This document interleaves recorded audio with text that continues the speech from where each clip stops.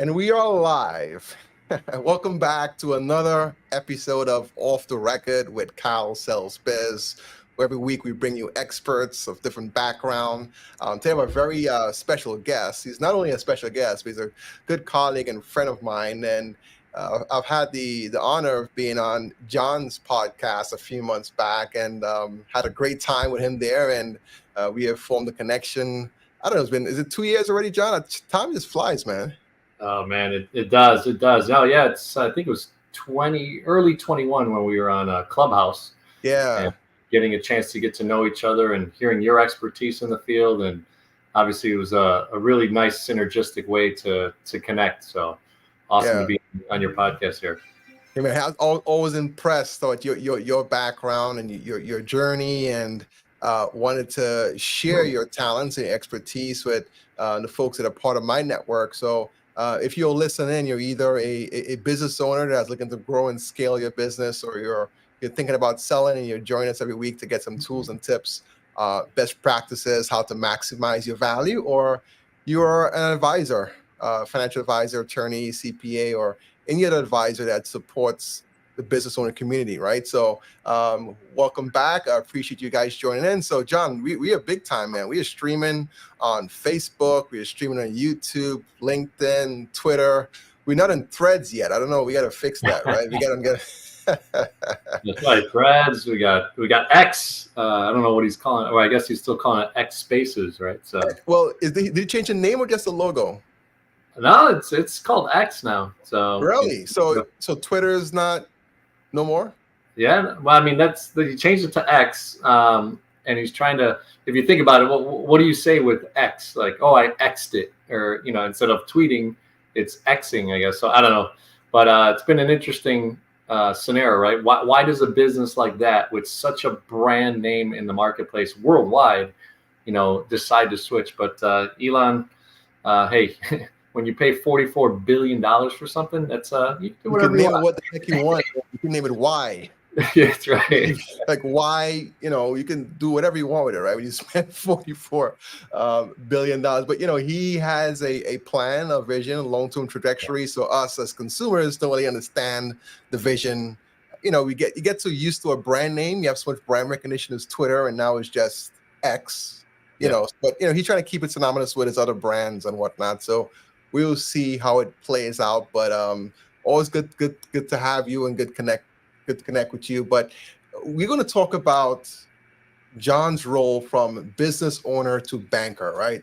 He has a dual perspective on financial success, and I always advise my clients, right? You can get a loan or get financing solutions from any bank, right? They all have the similar tools and products, but you want to work with a banker that actually has business ownership or entrepreneurship experience, right? They're going to go to bat for you, to fight for you, to get that loan done, get that financing done. And also as a business owner, you need someone you can run some ideas off of. And John is super creative. You guys are going to learn a lot about him throughout the process. So if it's okay, John, you're a very humble dude, but I would like to share your background with the folks here, so know exactly who John Andrade is, also known as John the Bomb, right? Building Others, Being Biz. Hey, can you load that track before we were getting on? You was playing some music on your phone, man. Let's get some energy in here, man. What was that track you were playing? Oh. Let's get it going. Yeah.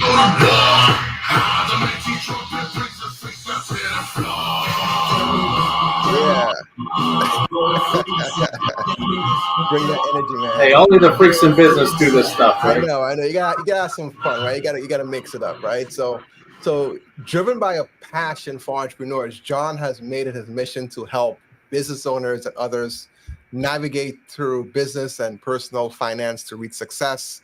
25 years, man. We've been doing this at the same time, man.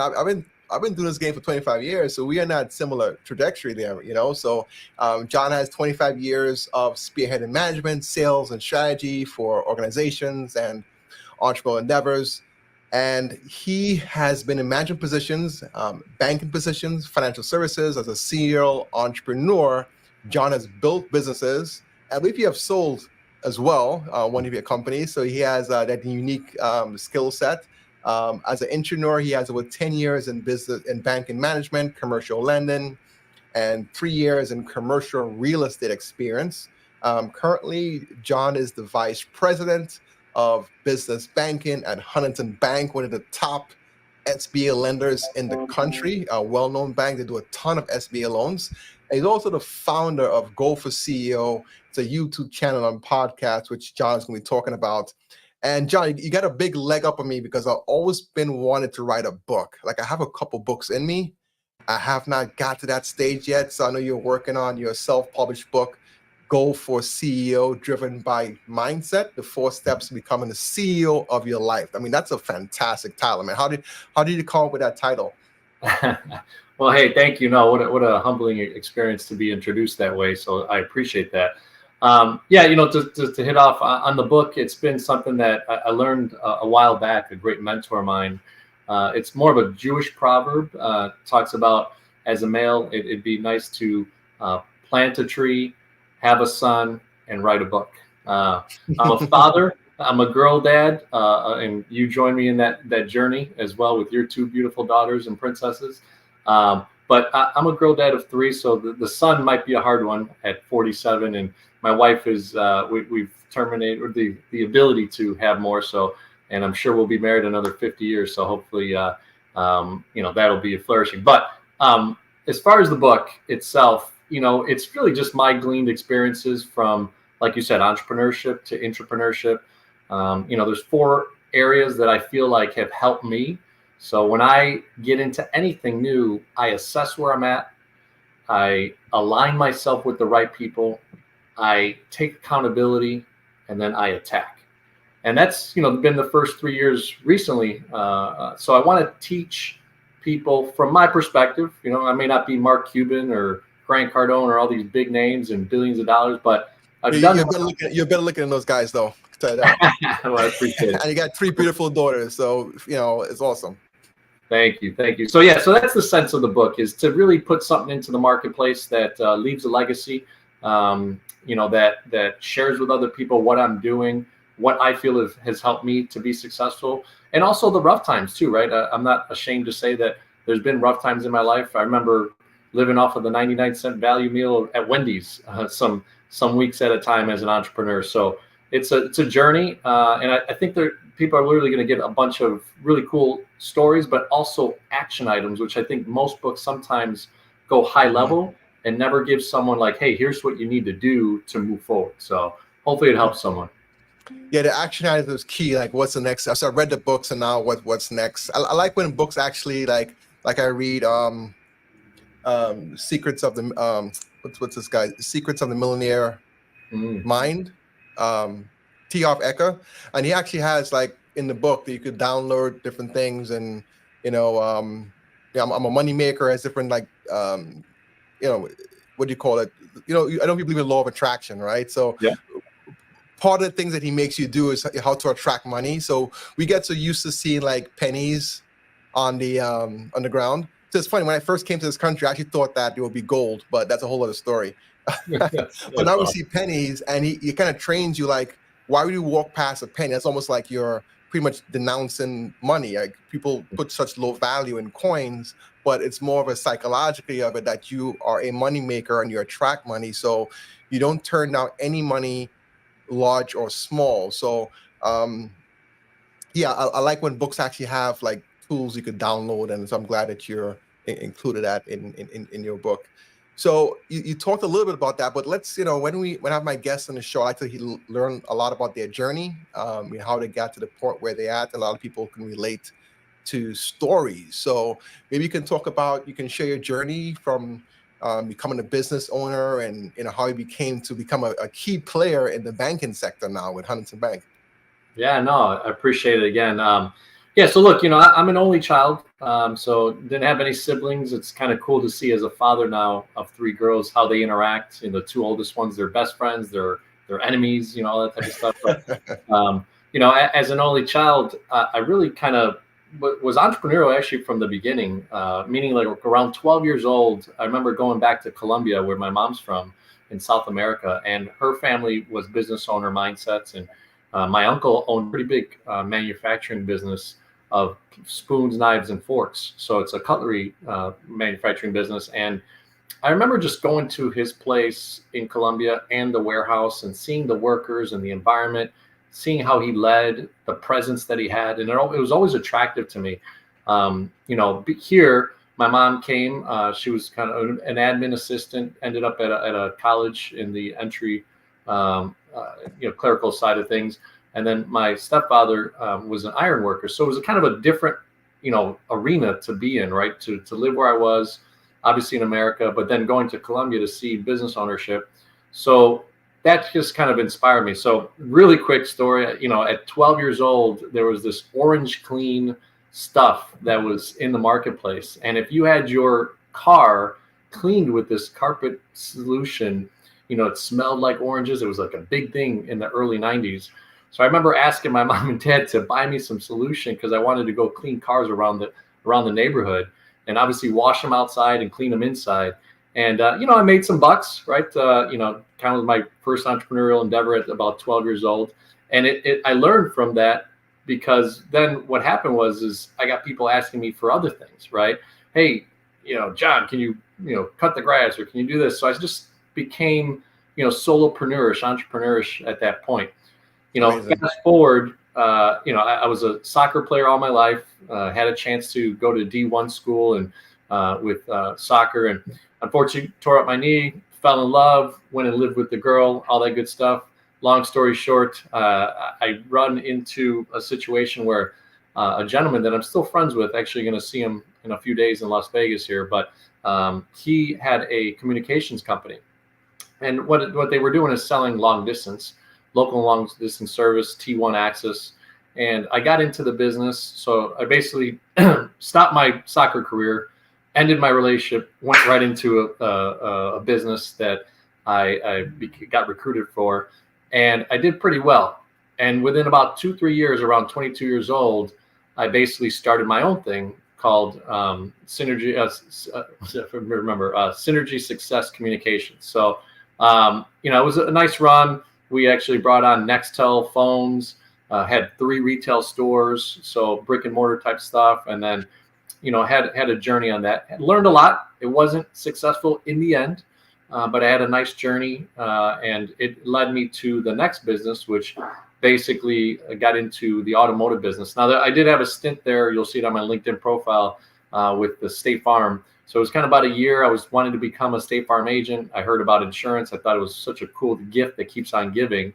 But then I learned in around 2000s about the internet and about what was going on, and how Auto Trader and eBay Motors and all these companies were selling cars. And I just wanted to do something in that space. I never wanted to have a brick and mortar like auto dealership. So I started a company called the AutoGenie.com, that basically we were a buying service for cars. I have a real old grainy video of me sitting on an Audi and telling people the reason we're different is because we have no inventory. See, with the internet, as we all know, things changed, right? The internet really boosted some businesses. It really catapulted to other businesses to the stratosphere. And I feel like we were ahead of the game with the AutoGenie. We were basically buying cars from dealer auctions with a dealer license, and then servicing people, especially females. We really target marketed professional women, because we just thought, hey, they hate going to the dealership. They hate the slime of the dealership. So why not give them a buying experience that they'll love? And it was just new. They didn't get the test drive with us. They didn't get to actually touch and feel the car. We would deliver the car to their home or office, sight unseen, except for a website that we had built for them with the specs of the car and the pictures. So it was just a new concept of how to buy a car, and we were successful. As you said, I did have an exit in 2009. I also got married in 2009. And then I got into banking in 2009. Yeah, you had an exit and an entrance. Exit and entrance. Yeah, so that's it's interesting, right? I mean, I've been in telecom, in automotive, and now the finance world. And the finance world has been very, very thrilling, right? Because I initially started more on the personal finance side and helping people and individuals and business owners. But then I got more into, over the last few years, the last 3 years specifically, commercial lending, and in your space, right? Helping M&A people and professionals, get the acquisition financing that they need with their clients, or vice versa, seeing a sale come through that, you help one of your clients and I can help the other side. So it's a really cool journey. And I think, again, it all started from the seed planted from my uncle. So I want to give him a ton of praise. And I have probably about a chapter of him and just the way that he moved in his business, right? He not only had obviously the corner office per se, right? To put an image to it, but he went down into the warehouse and he shook hands with people, and the people that were sitting there, literally these people 8 hours a day, just all they did was see cutlery come off of a machine and break it. And literally, if you think about it, that's your whole job. You just break cutlery off of a piece of plastic, put it into a pouch, and then obviously move on. But my uncle treated everybody with such respect and honor that it was like an incredible culture. When you walked around his warehouse, people would always smile at you and, oh, hi, Mr. Andrade. And they're like, they knew I was, my uncle's nephew. And it was just a cool feeling. I'm getting goosebumps because he's 80-something years old. He's the only one left of my mom and the two uncles. And although he had a stroke, I WhatsApp with him every once in a while. And it's just, it's neat to see. So. That's an amazing story, man. Kudos to you and your family. I mean, that's experience that's kind of what drives you to this day. He made an impression on you, and you've carried on with that in your own life and your own career. And you are a people person. You are a connector. You see the good in people and building a great culture. So I can see all that influences from your uncle. So, I want to say, I guess I could call you a little bit of a Renaissance man to an extent, because you did telecommunications, and you also, I am a little bit envious of you with the soccer, because I didn't get to college, like, football, I call it, in my homeland, and yours as well, was my favorite, still is my favorite sport. I played a lot of it, and I wasn't that good enough, I was on the B team at best, and I switched to basketball. And for me, it was more grit and do the things that my more skillful fellow players didn't want to do, rebounding, stealing, and getting that team culture, team building. So I did captain that team for a few years. But soccer is something I was always passionate about, wanting to play. So we have a lot of alignments here, and same way your uncle was inspiration for you, my father was as well. So I think people like to kind of hear these stories, because everyone has a story, and you're obviously going to be writing about some of those things in your book as well. Business owners can relate to that. The question I have is, so you shared your life trajectory to where you are now. What influenced you to get into banking? Like, why banking after all of the success and the experiences and journeys you've had in the other aspects of your career? Well, the first 90 days in banking, I will tell you, I was rethinking that thought pretty quickly. Look, this is no slight, right? I started off in the retail side. The reason I actually got into banking, as I shared with you, I got married in March 31st of 2009. I had sold my business in January of 2009. So I sold the business January 2009, getting ready. We'd already been planning for a year or two with the wedding. It was a destination wedding to Cayman Island. And when I came back from the wedding, my wife looked at me about a month, 30 days after we're married, and we're living in the house, and we're like, what are you going to do? She was just questioning. Obviously, there was money in the bank from the sale and all that good stuff, and we just had a great time getting married.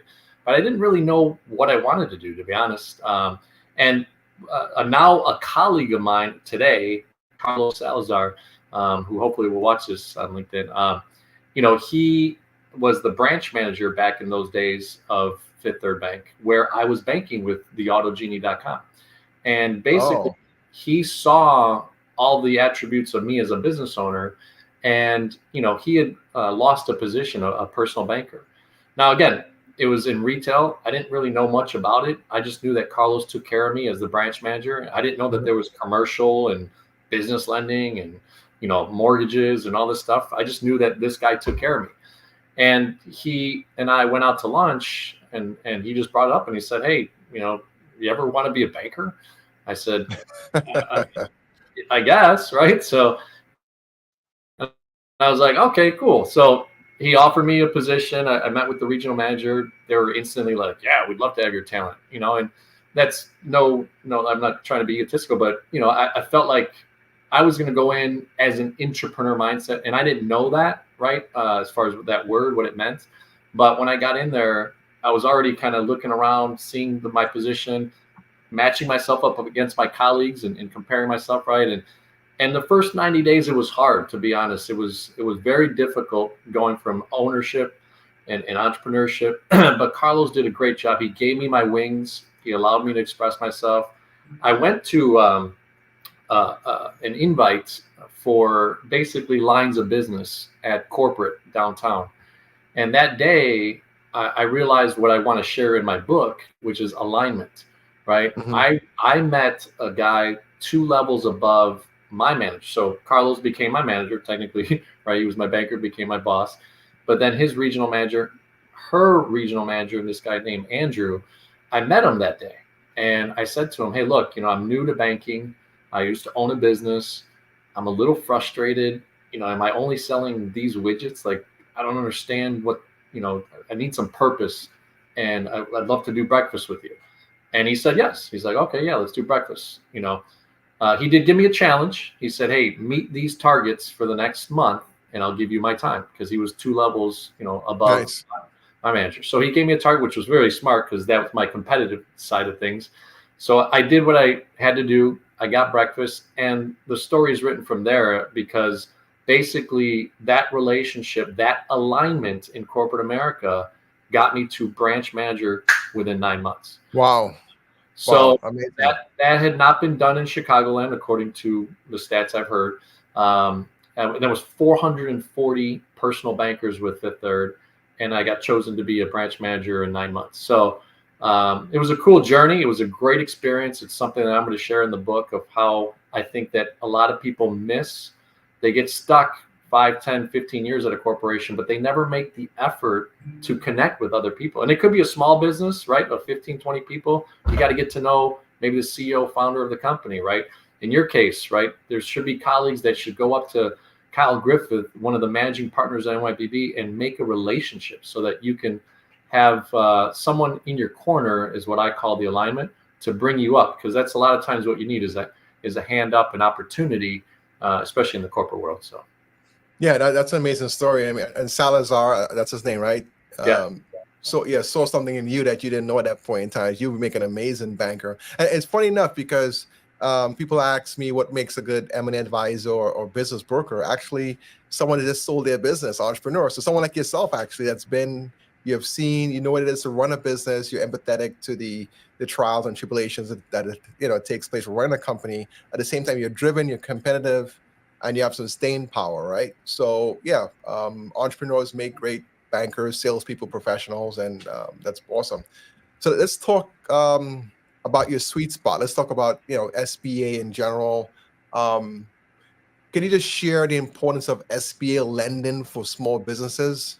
I know there's been some spikes as far as rates go, right? Some increases over the past I think about a year now or so, but it's still awesome opportunity for people to get access to funding to buy a business or buy equipment or working capital needs or whatever. Maybe you can talk about.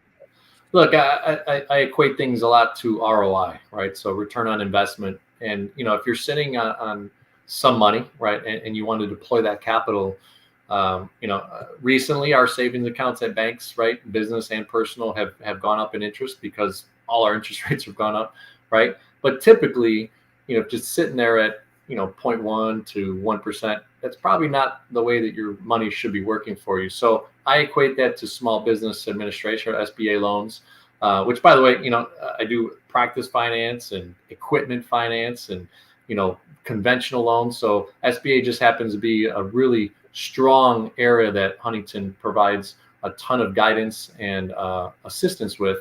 And our team, especially in the business regional banking side, we have these different silos where I can team up with a partner. So I always have a SBA actual specialist, and I'm the generalist, the quarterback. Jeez. I'm the specialist. So what happens is in that scenario, right now the SBA, even though the interest rates have gone up, people are still buying businesses. People are still selling businesses. So it's one of the best ways to get into entrepreneurship through the SBA. And obviously, as you know, right, selling businesses with your clients, one of the best ways for them to sell a business is to have someone supported through their finance needs through the SBA. So, when you have a bank like Huntington, it's superb. We've got a phenomenal system. We've got great processes. And like I said, I match up with a partner, which really makes it neat. So right now, when I go on vacation, as an example, I still have someone there. I have a teammate. I have other support staff that will help as well for the process of the deal. So a lot of people get overwhelmed sometimes with the SBA and all the things it asks for, and we streamline things, right? I have about 5 deals in the pipeline right now. I'll give an example, from a cupcake business, which is a pretty big franchise out here in Chicago, to a manufacturing business, to a cleaning service, and some other ones. And it's interesting because they're all different, but if you can streamline the process in the 1919 forms, as an example, or tell your clients up front, like, hey, you're going to need business insurance, you're going to need this, that, and you can kind of guide them the right way, I think it makes the process a lot simpler and easier. And you see the effectiveness that you can have in helping people with that process. And by the way, it's less money down and all the things that a lot of people like when they're trying to get into business. Yeah, I mean, SBA is a great opportunity for getting access to finance, and like you say, you cover other opportunities and products as well. But when it comes to selling a business, it gives the seller opportunity to get a lot of cash up front because the bank is going to sponsor that buyer. For buyers, though, the investors, there's been some misconceptions about SBA loans. You talked about having the frustration about the packet and all the all we have to go through to get the financing. Maybe you can probably share some of the common misconceptions about SBA loans in general that you've encountered. Yeah. I think process, right? When you deal with the right banker and with the right bank, I think you can have the process streamlined much more. So there are more things to share as far as your finances with the SBA.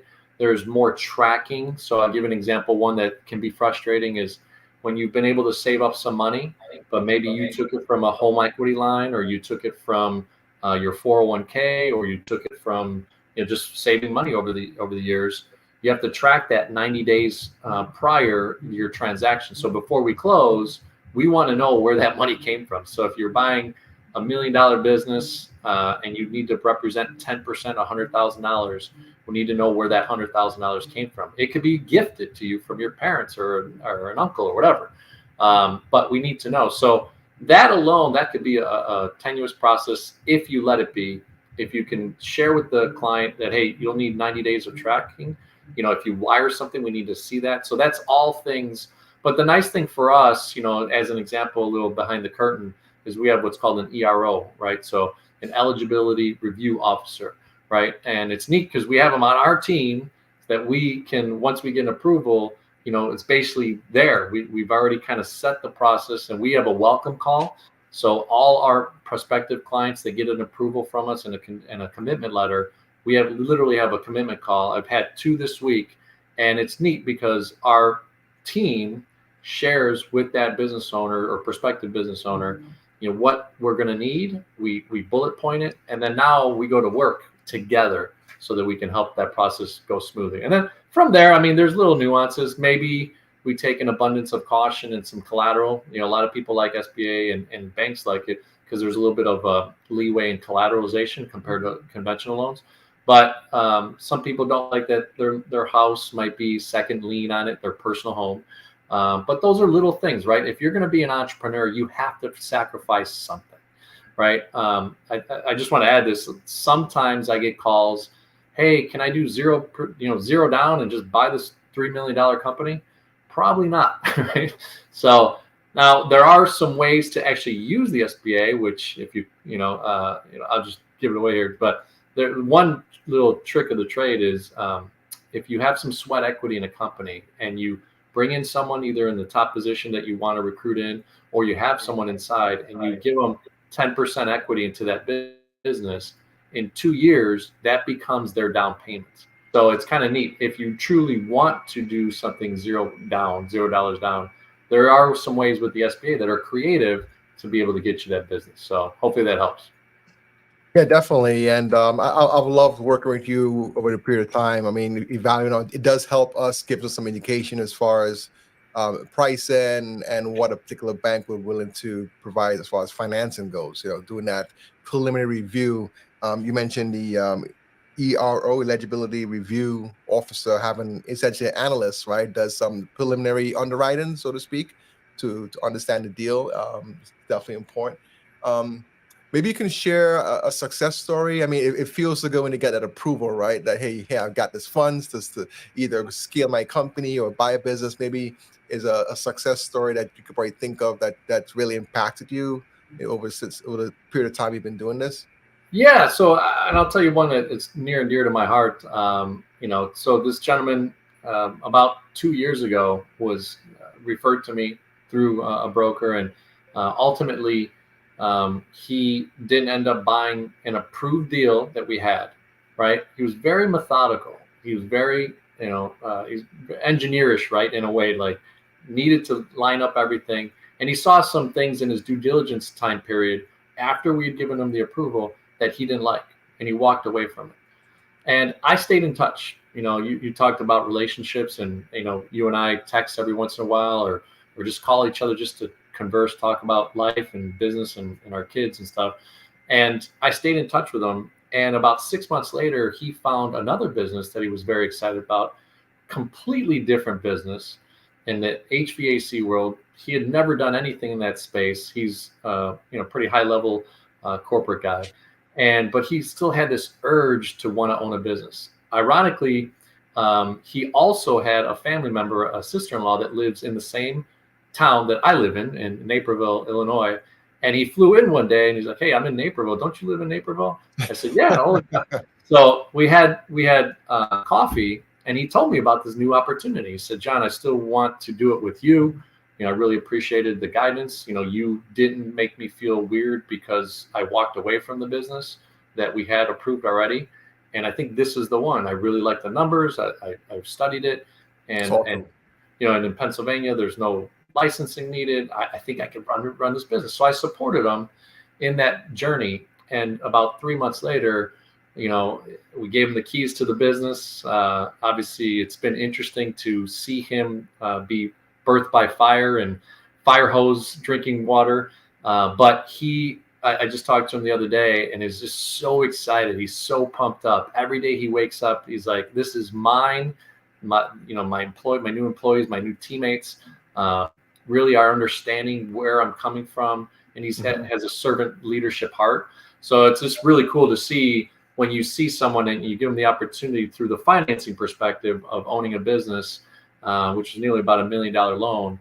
And then the follow-up that we did with them to implement some other things that we're able to help them at Huntington. So it was really cool feeling. So That's amazing. It's all about relationships and having that trust, and actually have him looking you up. When when he came into town. I mean, that's pretty cool. I mean, and as a business, you're growing, you're expanding, right? You're gonna need to hire people as you grow, invest in technology, get new equipment and so on. So having a good bank relationship is key as you grow your business. But it is tough, right? Running a business. So what are some of the challenges that a business might face when they're trying to get access to SBA financing, whether it be for acquisitions or scaling their company? What are some of the challenges a typical business owner has? Yeah, I think as you go upstream in businesses, they understand financials, right? So P&L, profit and loss, balance sheet, income statements, right? You get to 5, 10, 15, 20 million in revenue and upwards. You have probably a CFO. You have someone that's dedicated to the financials of the business. Below 5 million, sometimes it could be challenging because you're still thinking of it as a mom and pop small business. Let me find ways to not pay taxes, show as little income as possible, and not have the actual EBITDA, right, that we all look for in banking or even in your world, right, to sell a company at a multiple. So I think the challenging part is probably smaller to medium-sized business to effectively have the right financials. Show your business. What are you doing, right? Some small business owners, treat it like a piggy bank account, right? And they pay off their homes with it. They pay off their second home. Lifestyle business, right? It's a lifestyle. Yeah. So when you go to sell your business or when you go to buy that business, boy, it sounds good on the surface. Oh, it's doing $4 million, great, but the EBITDA is negative $13,000. Oh, well, you could add back this and you could add back that. Well, not every bank is so willing to add those things back, right? So there is some flexibility in those things, but I think that's one of the challenging parts is that, especially in our world, right, where I've kind of niche myself into the acquisition finance side, or even just any conventional lending. When you're talking about a cash flow lender, we want to see that you have enough cash flow to pay your debts, right? No different than when you go to buy a home and a mortgage loan officer says, well, here's your debt to income ratio.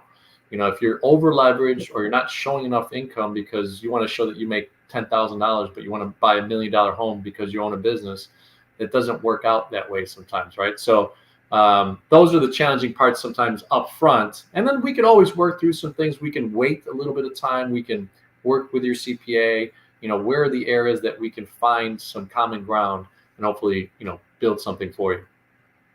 Yeah, those are good points. I mean, when we are bringing companies to market to sell, I mean, we want to see the tax returns because that's what you guys want, right? Every other financial statement is not, I mean, it is relevant, is important. That gives the whole picture. It gives some context to your financial operations. But, what are you reporting to the government, right? We want to see those tax returns. And you find that, sometimes that some businesses may have, different sets of numbers and, maybe some discrepancies there that need to be reviewed and adjusted. So prior to going to market, you want to get those issues addressed. And it's so important having the right tax professional, the right CPA, and the right advisors around you to support you. The lifestyle business is interesting though, because I actually had a client in my office a few weeks back, and they were making good money. They were in the printing sector. But after sitting down with them, they truly had a lifestyle business. They're running a lot of personal stuff through their business. And, as a business owner, you have perks, right? As a business, a lot of write-offs you can do. And, when you sell this business, some of those perks go away. And what I like to share with my clients is that you have to kind of think about what your lifestyle is going to be post sale, right? So if your business supported your lifestyle, whether it be, membership to, nice country clubs, taking your family to nice vacations and so on, are you going to be able to sustain that after you sell your business? So if you go to someone like myself or someone that values business and your value of your company is, let's say, 3 million, but you need 5 million to fund your retirement, there's a $2 million gap. So are you going to now convert your business from a lifestyle business to a real business with infrastructure, with contracts, recurring revenue, and all the great stuff that banks want to see? Because that buyer is going to take your business to the bank, your financials to the bank, to get reviewed, because the cash flow that's coming in has to be enough to cover the debt, right? You can't say, I was speaking with a business owner yesterday, John, you could appreciate this. They have some technology in their business. They have some patents.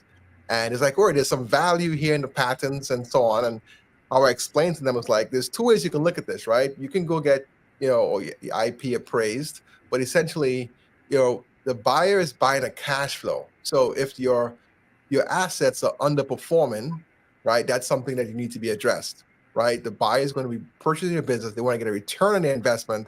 They don't want to go in and invest capital into your IP and to make it profitable, right? So you have two options. One is you come down to reality as far as what your business is worth today, or you start creating some value enhancements to maximize the value of the assets you have to create enough cash flow and profitability so you can get more money tomorrow. And sometimes that gap is very hard to bridge in the mind of, because, being a business owner and you've been selling companies yourself, the business is your baby, right? No one wants to hear that your baby's ugly, right?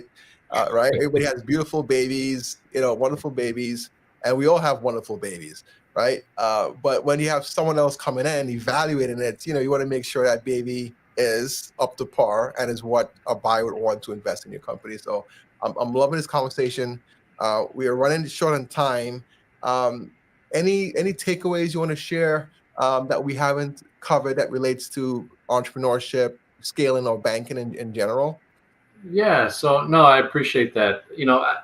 There, in my podcast, we talk about, and you were so eloquent the way that you ended our podcast together on the Go for CEO channel is, client experience, engagement, and operational excellence, right? So CEO.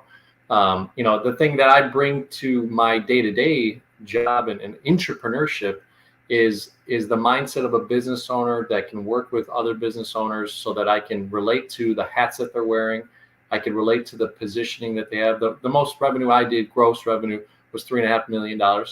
So not a small feat. A 7-figure business is not an easy thing to do, but it's not humongous either. So it's neat because I can relate to that growth pattern, right? And every time you grow, you either have to bring in the right talent, right, to take care of that growth, right, the right financing that you have in place so that you can measure the growth and sustain the growth and give you capacity for the growth, right? So these are little areas that I think that, like you said, a good CPA, a good attorney, and a good banker, right, to Of be on course. your side, to be at that table. And I think that's where small and medium-sized business owners, if you start to put your team together, and I've done some LinkedIn Over the Hump Wednesdays with your business bankers, shameless plug, but I talk about that alignment. So hopefully, that's where I would probably put a ton of time into, right? Who's your team?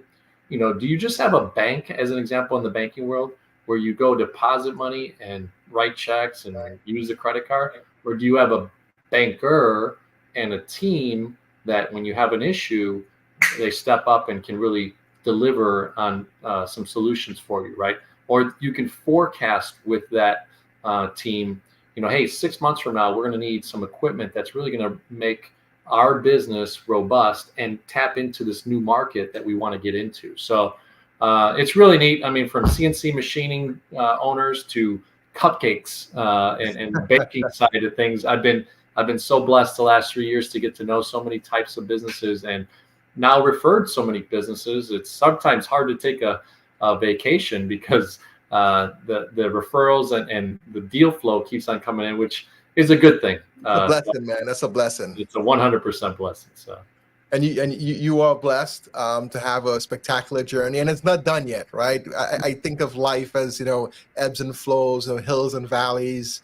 There's always going to be another milestone to conquer. So right now, you're flourishing and doing phenomenally well, helping your clients in the banking sector, and you're also providing some consultant advice to business owners, entrepreneurships through your Go for CEO podcast. So hey, I'm watching you, man, because I'm we gotta. You talk about someone that you could emulate and look up to. I mean, I appreciate all that you bring, and I'm just humbled to have you here on the Kyle Sells Biz Off the Record podcast. This has been recorded, and for those of you that are watching recording, we were today hanging out with a good buddy of mine. By the way, Chicago is my second favorite city. I mean, I almost moved out there so many times, man. So, and you are in Naperville, which is one of the top neighborhoods in Chicago. So you're doing pretty well.